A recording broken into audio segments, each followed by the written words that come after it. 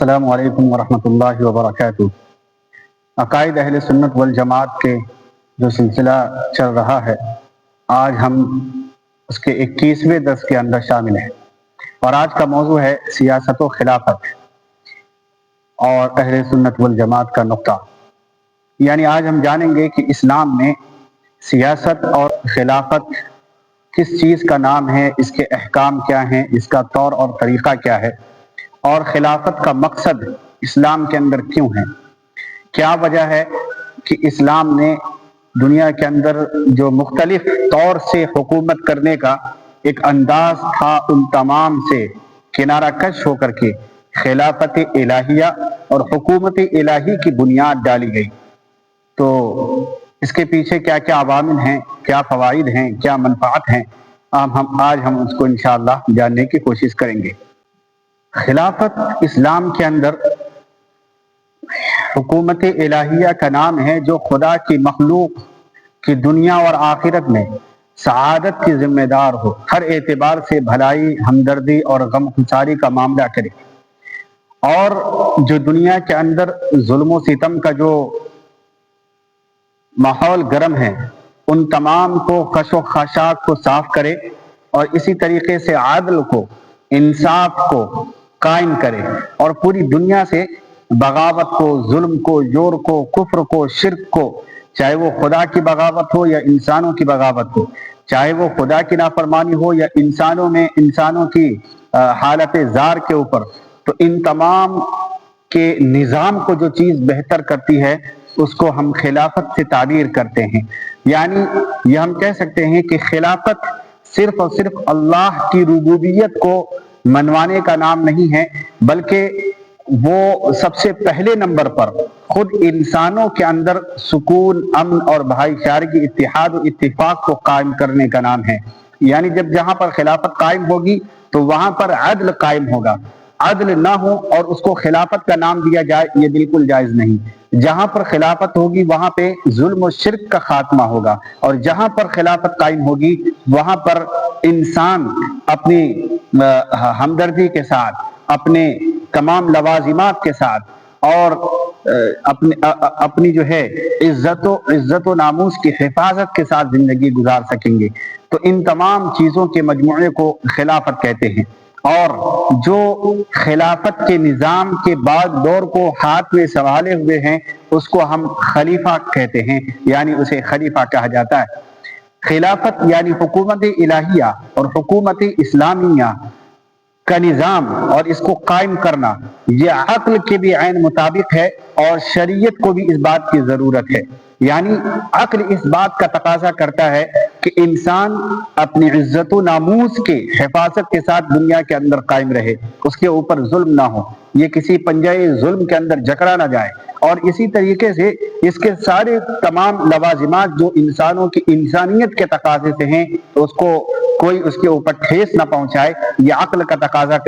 تقاضا کرتی ہے۔ اور اسی تقاضے کی بھرپائی کے لیے حکومت کو اللہ رب العالمین نے حکومت الہیہ یہ دنیا والوں کو سپرد کیا ہے، اور اس بات کا تقاضا شریعت کو بھی ہے۔ شریعت بھی چاہتی ہے کہ چونکہ خلق خدا یہ بہتر طریقے سے سنجیدگی کے ساتھ اللہ کی عبادت کر سکے، خدا کو مان سکے، اور فتنہ فساد پھیلانے والوں کا قلع کما کیا جائے، جو ظلم کو بڑھانا چاہے اس کا خاتمہ ہو، اور شرک کا خاتمہ ہو، دنیا امن و سکون کے دائرے کے اندر آ جائے۔ یہ خالق کا اور جو ہے شریعت کا بھی یہی تقاضا ہے، لہٰذا دونوں تقاضے اس میں شامل ہے، اس لیے خلافت نہایت محبوب ترین شے ہے۔ حضرت مسند الہند حضرت مولانا شاہ ولی اللہ محدث دہلوی رحمۃ اللہ علیہ نے ضرورت خلافت کو بیان فرماتے ہوئے ایک جملہ ارشاد فرمایا ہے اپنی معرکۃ الکتاب ازالۃ الخفا جلد نمبر 1 صفحہ نمبر 17 پر۔ چونکہ فارسی کی عبارت ہے، میں اس کا اردو ترجمہ آپ کے سامنے پیش کر رہا ہوں۔ لکھا ہے کہ اللہ تعالیٰ نے جہاد، فیصلہ خصومات اور دینی علوم کی ترویج و اشاعت، اسی طریقے سے ارکان اسلام کو قائم رکھنا اور اسلامی ملکوں سے کفار کے حملوں کو روکنا، یہ فرض کفایہ قرار دے دیا ہے، اور یہ سب چیزیں اس وقت ہو سکتی ہے جب ایک امیر مقرر ہو اور امیر کے تابعداری کے اندر یہ تمام امور طے پائیں، اس کے بغیر کوئی صورت ممکن نہیں۔ اور عام قانون ہے کہ واجب کا مقدمہ بھی واجب ہوتا ہے، نیز اکابر صحابہ نے اس بات پر تنبیہ فرمائی ہے، لوگوں کو متنبہ فرمایا ہے۔ تو حضرت شاہ ولی اللہ محدث دہلوی رحمۃ اللہ علیہ نے اس مسئلے میں یہ بات ذکر کیا ہے کہ جو اصل خلافت ہے، جو اسلامی نقطہ نگاہ ہے، وہ فرض کفایہ کا درجہ رکھتا ہے اور یہ چیز ہونا چاہیے۔ بس علماء کا اس بات پر اتفاق ہے کہ مسلمانوں کو اپنا خلیفہ یا مسلمانوں کو اپنا امیر مقرر کر لینا چاہیے، جس سے امت کی اجتماعیت اور اجتماعی زندگی کے اندر بھی نظم و ضبط کا ماحول برقرار رہے، نیز انتشار کا شکار ہو کر صفحہ ہستی سے یہ امت مٹ نہ جائے، اس کے لیے خلافت کے امور کو دنیا کے اندر قائم فرما دیا گیا۔ اس سلسلے میں احادیث بھری پڑی ہیں۔ حدیث کے الفاظ ہے کہ قال رسول اللہ صلی اللہ علیہ وسلم من مات وليس في عنقه بیعۃ میتۃ جاہلیہ۔ اللہ کے نبی علیہ السلام نے ارشاد فرمایا کہ جو بندہ خدا اس حال میں دنیا سے رخصت ہوا کہ اس کے گردن میں کسی خلیفہ کی خلافت کا بیعت نہ ہو تو وہ شخص جاہلیت کی موت مرا۔ یہ روایت ہمیں چیخ چیخ کر کے بتا رہی ہے کہ مسلمانوں کو ایک امیر، مسلمانوں کو ایک رہبر، مسلمانوں کو ایک خلیفہ چن لینا چاہیے اور اسی کے ماتحتی کے اندر اپنے دینی اور دنیاوی فیصلوں کو کرنا چاہیے۔ اب مسئلہ یہ آتا ہے کہ انتخاب خلیفہ کا طور طریقہ کیا ہے، یعنی ہم کس بنیاد پر خلافت کے عہدے پر جو قائم رکھنے والے جو خلیفہ ہوتے ہیں ان کا انتخاب کیسے کیا جائے، کیا اس بارے میں شریعت رہنمائی کرتی ہے؟ تو جواب یہ ہے کہ اس مسئلے میں شریعت نے کچھ اصول بیان فرما دیے اور انتخاب کے لیے وقت کے اعتبار سے، حالات کے اعتبار سے حل و عقد کے اوپر چھوڑ دیا کہ جو بہتر طریقہ ہو وہ اختیار کیا جائے، لیکن اصول شریعت نے بیان کر دیے ہیں کہ انتخاب صدارت میں کیا کیا اصول اپنائے جائیں گے، اور اسی طریقے سے جو خلیفہ ہوں گے ان کے اندر کیا کیا اوصاف ہوں گے، وہ تو قرآن و حدیث کی روشنی میں شریعت نے حکم مستمد فرما دیے، اصول بیان کر دیا گیا۔ اب یہ ہے کہ انتخاب کا طور طریقہ کیا ہوگا، کیا وہ ایک یہ کہ ایک خلیفہ جب رخصت ہو تو دوسرا خلیفہ دوسرے کو نامزد کر جائے، یہ طریقہ یہ بھی بہتر ہے۔ ایک طریقہ یہ ہے کہ تحریری صورت میں ہو جائے، وہ بھی بہتر ہے۔ ایک یہ کہ تقریری صورت ہو جائے، وہ بھی بہتر ہے۔ بعض مرتبہ یہ ہوتا ہے کہ ووٹنگ کے ذریعے، یہ بھی بہتر ہے۔ یعنی جو ماحول کے اعتبار سے جو بہتر ہو، جس کے اندر کتنا فساد نہ پھیلے اور سنجیدگی کے ساتھ اس عمل کو اختیار کیا جا سکے تو کیا جائے گا، اس کی اجازت ہے۔ تو شریعت نے صرف یہاں پر اصول بیان کیے ہیں، طریقوں کو بیان نہیں کیا۔ البتہ دو چیزیں ہیں، نمبر ایک کہ انتخاب کے اندر طریقوں کو بیان نہیں کیا، اور اسی طریقے سے جو خلافت کے وہ معاملات، مان لیجئے کہ کوئی خطرناک قسم کا مجرم ہے اور ایسا مجرم ہے جو معاشرتی اعتبار سے وہ اس بات کا متمنی ہے کہ اس کو سخت سے سخت سزا دی جائے، تو اس معاملات میں شریعت نے خلیفہ کے ہاتھ پر چھوڑ دیا ہے، اور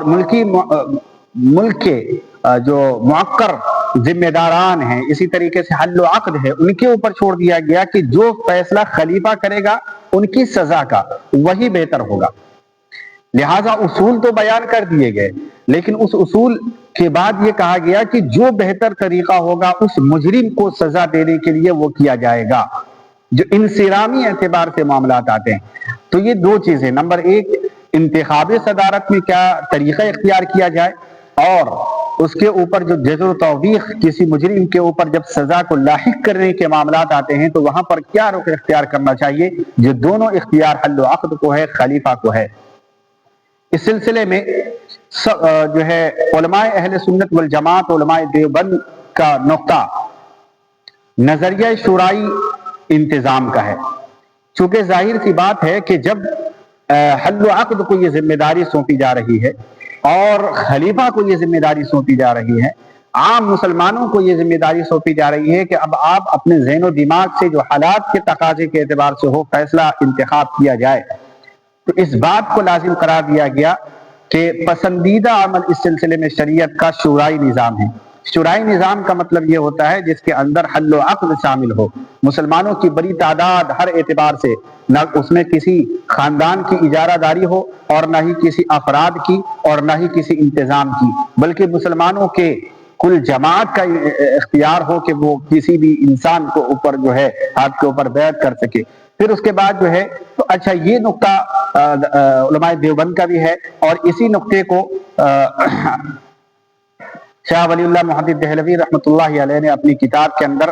جو عنوان کے تحت باندھا ہے اضطرابات اور ارتفاقات، ان دو عنوانوں کے تحت پوری سیاست اسلامی کو بیان کیا بڑی تشریح اور صفائی کے ساتھ۔ میں چاہتا ہوں کہ وہاں سے کچھ منتخب چیزیں جو انتخاب صدارت میں معاون و مددگار ہوں اس کو پیش کر دوں، تاکہ یہ طے کیا جا سکے کہ یہ ہمارے اصول ہیں اور اس اصول کے مطابق خلیفہ کا انتخاب کیا جا سکے گا۔ نمبر ایک کہ خلیفہ وقت مسلمان ہو، کافر نہیں، یعنی جو مسلمان نہ ہو وہ مسلمانوں کا والی یا مسلمانوں کا خلیفہ نہیں بن سکتا ہے۔ ارشاد خداوندی ہے لَن يَجْعَلَ اللَّهُ لِلْكَافِرِينَ عَلَى الْمُؤْمِنِينَ سَبِيلًا، کہ اللہ تعالیٰ مسلمانوں پر کافروں کے لیے سردار بننے کی سبیل پیدا نہیں کرتا۔ یہ آیت جو ہے سورہ نساء کی ہے، آیت نمبر ہے 141۔ اسی طریقے سے دوسرا نمبر جو ہمارا شق ہے وہ کہ خلیفہ عاقل ہو، بالغ ہو، مجنون اور دیوانہ خلیفہ بننے کا اہل نہیں ہے۔ تیسرا نمبر ہے کہ خلیفہ مرد ہو، عورت نہ ہو، کیونکہ روایت کے اندر موجود ہے کہ ما افلح قوم ولوا امرهم امراتا، کہ ہلاکت ہے وہ ایسی قوم ہرگز فلاح اور کامیاب نہیں پا سکے گی جو اپنی سلطنت اور اپنی ذمہ داریوں کو کسی عورت کے سپرد کر دے اور وہ اس کی مالک و مختار بن جائے۔ تو معلوم چلا کہ عورت کو خلیفہ نہیں بنایا جا سکتا ہے۔ ظاہر سی بات ہے کہ جنگ کے اندر عورت نہیں جا سکے گی، معاملات جو لوگوں کے درمیان بیٹھ کر کے طے کرنے والے معاملات ہیں، پردوں کی وجہ سے عورتیں نہیں جا سکیں گی۔ تو آدھے معاملات میں جب خلیفہ موجود نہ ہو عورت کی صورت میں، جب عورت ہے تو وہ موجود نہیں رہیں گی، تو پھر معاملات کیسے طے پائیں گے؟ اس لیے فرمایا کہ عورت کو اس ذمہ داری سے سبکدوش رہنے کی ضرورت ہے۔ نمبر 4 آزاد ہو، غلام نہ ہو۔ اگر غلام ہوا تو پھر وہ اپنے آقا کے ماتحت میں ہے، اس کے کام کرے گا یا امت کا کام کرے گا۔ اسی طریقے سے فرمایا کہ وہ گونگا نہ ہو، یعنی وہ گفتگو کا محتاج ہوتا ہے سلطنت کے امور سنبھالنے کے لیے خلیفہ، لہٰذا بولنے کی صلاحیت اس کے اندر ہونی چاہیے، سننے کی صلاحیت ہونی چاہیے، گونگا نہ ہو، بہرا نہ ہو، اسی طریقے سے اندھا نہ ہو،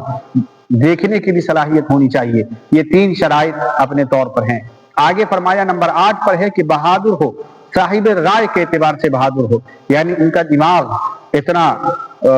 بہتر ہو اور اتنا اچھا ہو، صاحب رائے ہو کہ ہر چیز کو بہتر انداز میں سمجھنے اور پرکھنے کا انداز اس کے پاس ہو، کیونکہ یہ ضرورت پڑتی ہے۔ مان لیجئے کہ جنگ کے اندر صلح کی بات اگر پیش آئے تو وہاں پہ کیا کرنا ہے، امان دینے میں کیا کرنا ہے، مجاہدین کے درمیان میں جو وظیفے تقسیم کی جاتے اس معاملات میں کیا کرنا ہے، قانون سازی کا معاملہ آ جائے وہاں پہ، تو اگر ایک انسان جو ہے ذہنی اعتبار سے فارغ ہو، اس کو عقل و شعور نہ ہو، تو وہ کیسے فیصلہ کرے گا؟ اس لیے صرف عقل والا ہونا نہیں، بلکہ عقل کے اعتبار سے صحیح سوچ اور صحیح فکر کے اعتبار سے بہادر انسان ہو، اسی کو خلیفہ بننے کا اہل ہے۔ نمبر 9 پر جو سب سے آخری فقہ ہے وہ ہے اجتہاد کی صلاحیت رکھنا، یعنی خلیفہ کے اندر اجتہاد کی صلاحیت کا مادہ موجود ہونا چاہیے۔ ظاہر سی بات ہے کہ جب وہ خلیفہ بنے گا تو محکمہ قضا کو سنبھالے گا، علوم دینیہ کو زندہ کرنے کے لیے مختلف طریقے سے فیصلہ کرے گا، امر بالمعروف اور نہی عن المنکر کے اس حکم کو زندہ کرے گا۔ تو کیسے کرے گا جب وہ اس کے اندر اجتہادی نہ ہو؟ اس لیے رسول اللہ صلی اللہ علیہ وسلم نے ارشاد فرمایا، ابو داؤد شریف کی روایت ہے، روایت کا نمبر ہے 3573،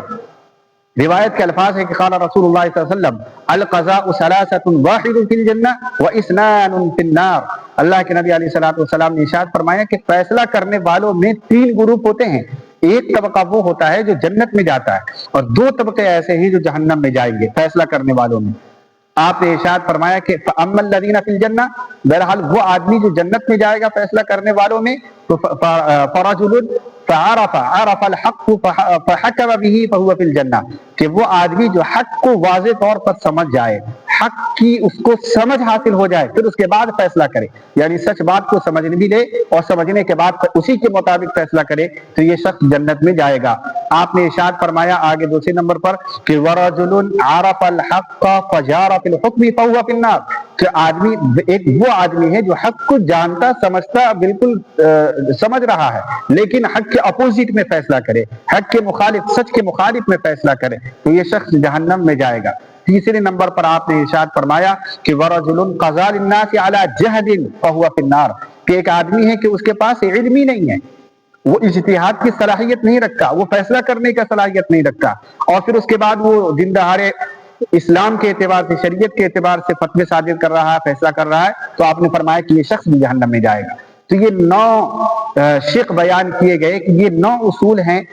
اس بات پر عمل کرنے کے لیے کہ ہم خلیفہ کسے منتخب کریں، اور خلیفہ کا جو طور طریقہ انتخاب کی جو رائے ہے وہ